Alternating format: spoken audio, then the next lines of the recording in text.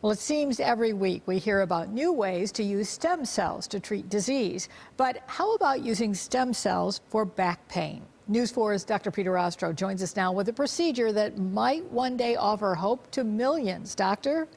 You know, most cases of back pain are caused by problems with discs, the cushions between the bones of the spine, shown here in blue.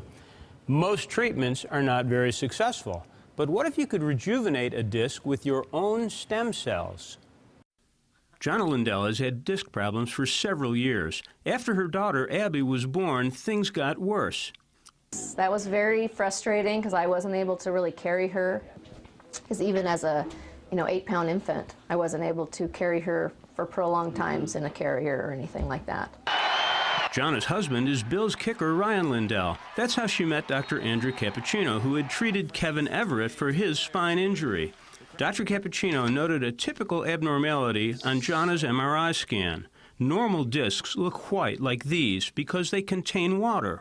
You can see that those 3 discs have turned black, dark, they've lost their water content, so they're losing their ability to be a shock absorber, and they're beginning to bulge out into the spinal canal.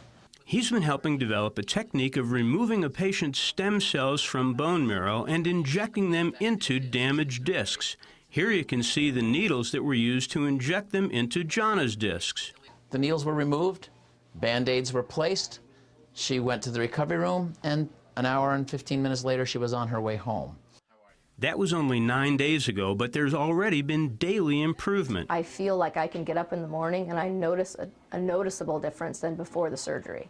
It will likely take months before the full benefit is achieved, but many patients have done very well. We see statistically significant decreases almost back to the normal range in patients that have had disabling pain for years. I'm happy to be part of something that I really think is going to be big in the future. This procedure is done all in one treatment. The bone marrow is removed, the stem cells are separated, and then injected into the discs. It's not right for everyone, and it isn't covered by insurance. But if the long-term outcomes live up to Dr. Cappuccino's expectations, it will probably become a very popular treatment. For News 4, I'm Dr. Peter Ostrow of the UB Medical School. Thank you, Doctor.